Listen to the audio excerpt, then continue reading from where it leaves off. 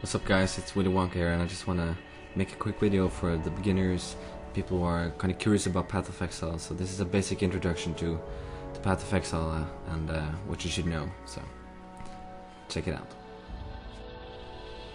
So Path of Exile is a free-to-play action RPG from Grinding Gear Games.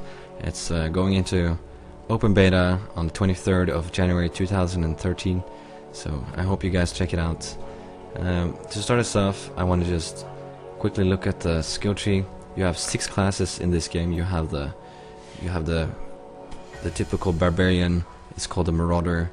You have a dagger kind of class called the Shadow, and you have the spellcaster, also known as the Witch, and you have a bow user, also known as the Ranger, and you have sort of a priest Templar type. He's called the Templar. And you have also a duelist, which is a hybrid between the Marauder and the Ranger. So when you look at the passive skill tree, you can see that it's a huge one. It's got over 1300 skills. These are all passive nodes, no active skills in this one. And the only difference between the classes is where they start in this tree. So they all share it. Up here you have the intelligence class, the Witch, which I'm currently playing. Over here you have the strength class, it's a Marauder. Over here you have the dexterity class, which is the Ranger. And in between you have the hybrid classes, the Templar, the duelist, and the Shadow. So depending on what kind of build you want to do, you just decide where you want to start, and you go from there.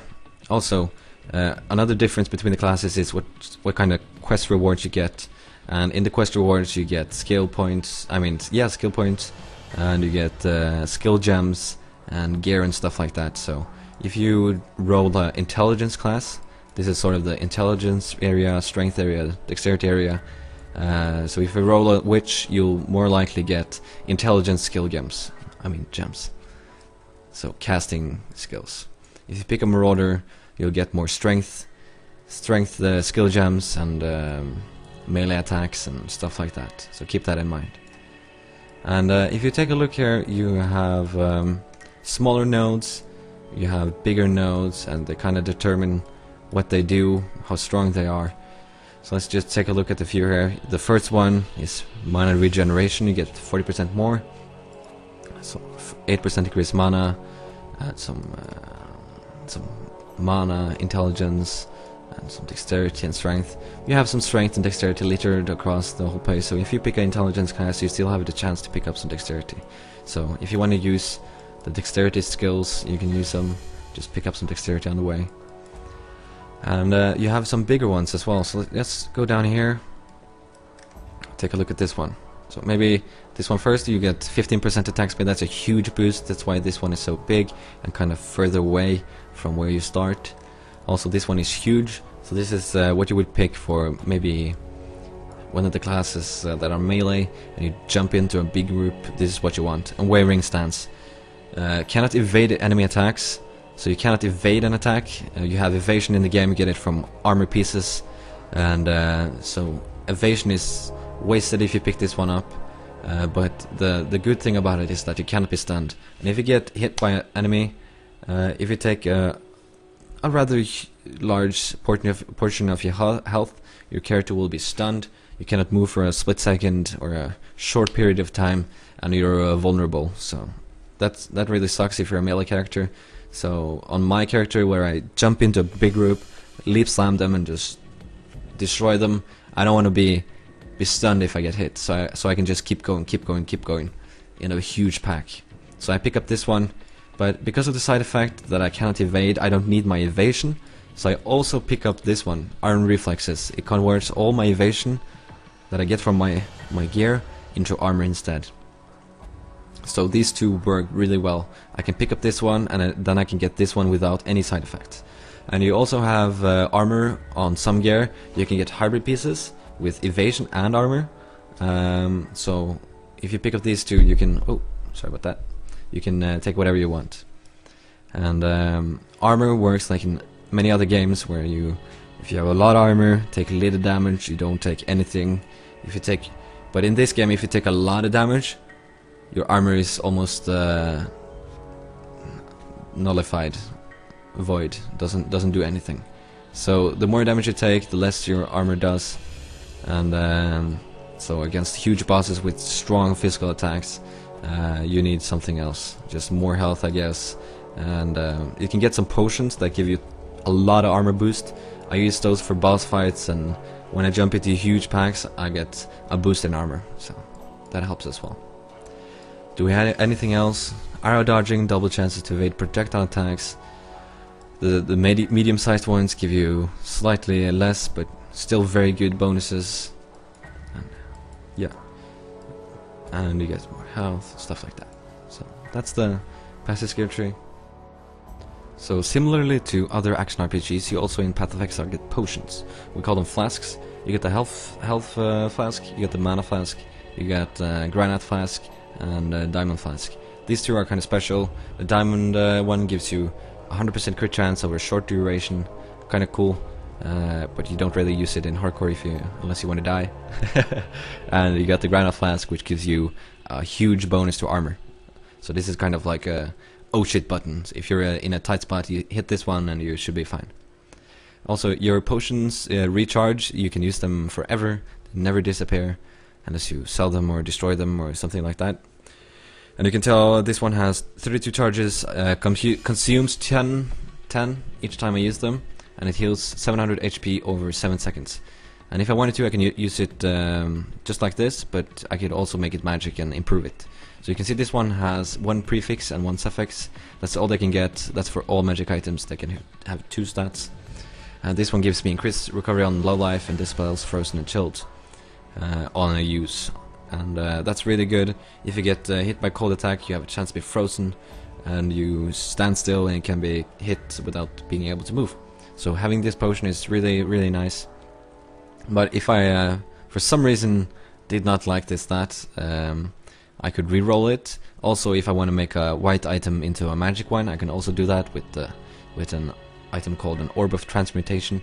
Upgrades a normal item to a magic item, and Orb of Alteration reforges a magic item with new properties.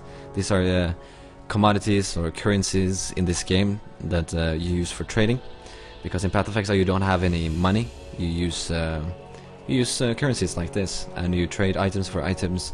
And the cool thing about this is all the currencies in this game have some sort of way to be used.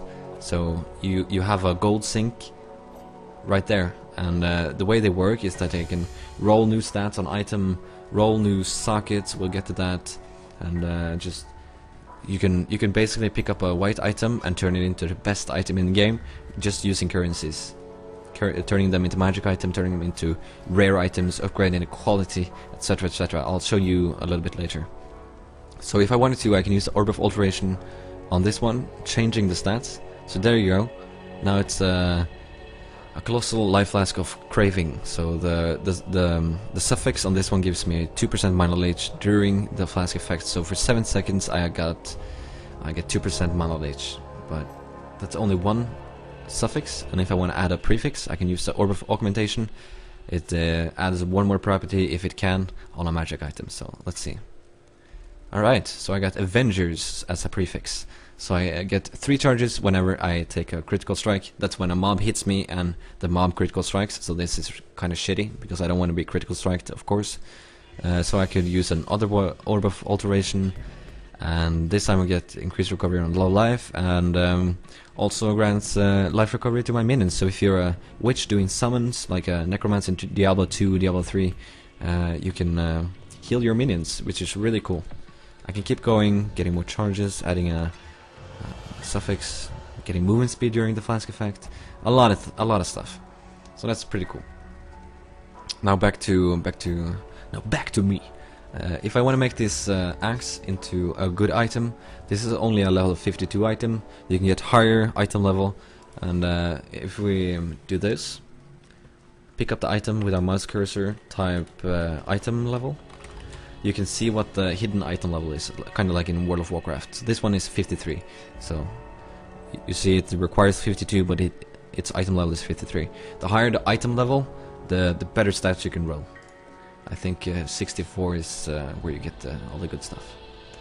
So what we would do if you wanted to upgrade an item is first improve the quality, because if you improve a quality on a white item, you only use one currency each time. So this is a blacksmith whetstone, improves the quality of a weapon.